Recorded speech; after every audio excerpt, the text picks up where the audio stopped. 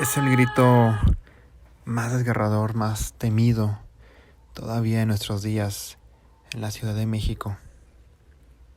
Es un llanto o un alarido proveniente de una mujer que recorre noche a noche las calles del Distrito Federal. Pero, ¿qué hay detrás de ese mito convertido en leyenda? La leyenda cobró vida en el México prehispánico, pero como era de suponerse, se han dado muchas interpretaciones de este suceso, pues se recuerda que desde tiempos muy remotos los mexicanos se encerraban a piedra y lodo en cuanto daba el toque de queda. Nadie, al menos que estuviera loco, abandonaba su casa después de esta hora, pues se decía que por las calles andaba una mujer que flotaba en el aire con un vestido blanco, cubierto su descarnado rostro con un velo muy suave y dando esos pavorosos gritos. Los pocos que en verdad la vieron aseguran que sus lamentos se escuchaban a distancia muy lejanas, por lo que no quedaba duda que se trataba de un ser de ultratumba. Las mujeres de aquella época les inculcaron a sus hijos que, en cuanto se diera el toque de queda, debían reunirse para rezar un rosario con la intención de que aquella mujer no se les acercara, porque si algo era cierto, es que en cuanto más lejanos se escuchaban los lamentos, más cerca estaba la mujer del lugar. Por eso, las cruces eran más que un adorno para los habitantes de la ciudad. Pronto los lamentos se escucharon por todas partes, como un eco aterrador que hacía erizar hasta la piel del mal valiente. Luego surgieron testimonios que decían que la Llorona, como ya se le conocía, traspasaba las paredes, lo cual esto alarmó a la población. Se cuenta que hasta los soldados que habían mostrado su valentía en la conquista de México, al llegar a esa terrible hora no querían salir a la calle. Los hombres se acobardaban y a las mujeres les temblaba todo el cuerpo. Los corazones se sobresaltaban al oír ese lamento que penetraba hasta los huesos. Poco tiempo después comenzaron las muertes de aquellos que, envalentonados por el alcohol, salían a toparse con la mujer, pero nadie aseguraba que ella los mataba con sus propias manos, pues pudieron haber muerto solamente del susto. De aquellos curiosos surgieron las versiones que decían que la Llorona cruzaba la ciudad lentamente por las calles, plazas, callejuelas, y los que la veían dicen que alzaba los brazos y emitía aquel gemido angustioso que ponía a temblar a todos. Luego se desvanecía en el aire y al poco rato ya se escuchaba por otro lado, hasta que finalmente, justo cuando el día comenzaba a asomarse, se trasladaba hasta la Plaza Mayor, donde se hincaba, besaba el suelo y se ponía a llorar con mucha desesperación, terminando con un largo "ay, mis hijos", que culminaba al salir el primer rayo del sol. Esta era una de las tantas versiones que se daban. Otras aseguraban que la Llorona desaparecía siempre a la orilla del lago de Xochimilco. Fue así como este ser de ultratumba se convirtió en parte de la vida cotidiana de los habitantes de la Ciudad de México. Algunos trataron de buscar el origen de esta tenebrosa mujer, porque ya para entonces a nadie le quedaba duda de que se trataba de una mujer que, al parecer, había perdido a sus hijos. De este suceso surgieron varias leyendas. Una de ellas afirmaba que era una mujer a quien la muerte sorprendió antes de casarse con el hombre que tanto amaba. Y la razón para volver del más allá era su deseo de verlo, porque se encontraba perdido en vicios que perturbaban su alma. Según otras versiones, La mujer era viuda y se lamentaba porque sus hijos huérfanos estaban angustiados y sin que nadie los ayudara. También decían que la mujer era una pobre madre a quien le habían asesinado a sus hijos y que salía de la tumba para llorarles.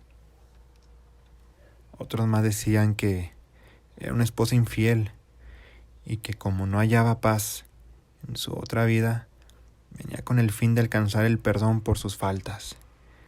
Había quien afirmaba que la mujer había sido asesinada por su marido celoso, pero también se comentaba que la Llorona era la célebre doña Mariana, cuyo nombre verdadero era la Malinche, quien vivió sin casarse con Hernán Cortés, y de acuerdo con estas versiones, venía a predicar su arrepentimiento por la traición que le hizo a su pueblo. En las noches de luna se veía pasar su silueta blanca, y su lamento comenzó a inquietar al ganado y a los perros que aullaban sin cesar. A través de los años se fueron creando más versiones sobre su origen. Un ejemplo claro: se creía que las mujeres muertas en parto solían venir a este mundo en una fecha determinada, convirtiéndose en fantasmas, para así asustar en los caminos a quienes transitaban por allí. Esta tradición se deriva también de las premoniciones que tuvieron los antiguos mexicanos antes de la llegada de los españoles, pues afirmaban que salía una mujer del lago y que angustiaba profería el aterrador alarido. Pero la realidad ha salido a la luz últimamente. Después de muchas investigaciones, se ha llegado a la conclusión de que, a diferencia de otras leyendas que con frecuencia tienen un equivalente en otra, la historia de la mujer que se lamenta o la Llorona parece ser de origen únicamente mexicano. Esta leyenda, se afirma, proviene de los antiguos aztecas.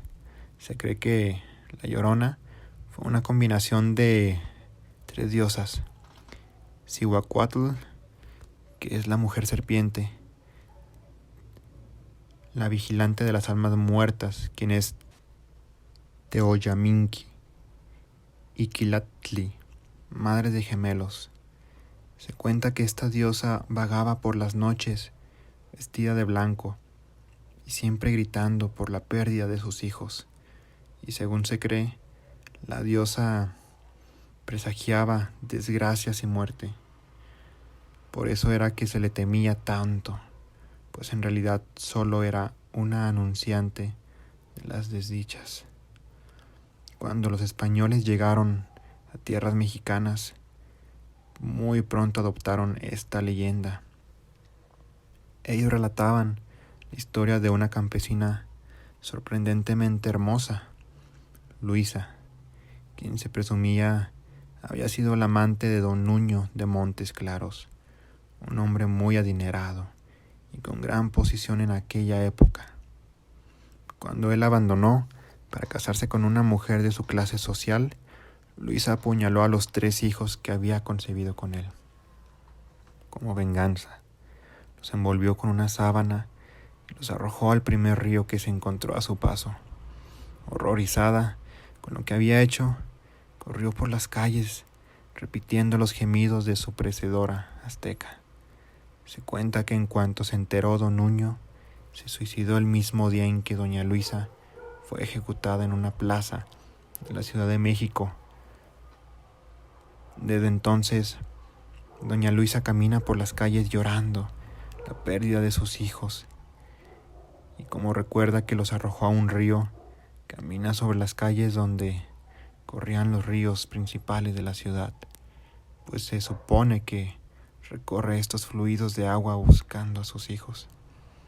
En cuanto a los gemidos, siguen siendo los mismos gritos aterradores que daba la mujer desde aquella época, solo que actualmente los ruidos provenientes de las calles y los generados por nosotros en nuestra casa nos impiden ponerle atención, pero no significa que no sigan ahí.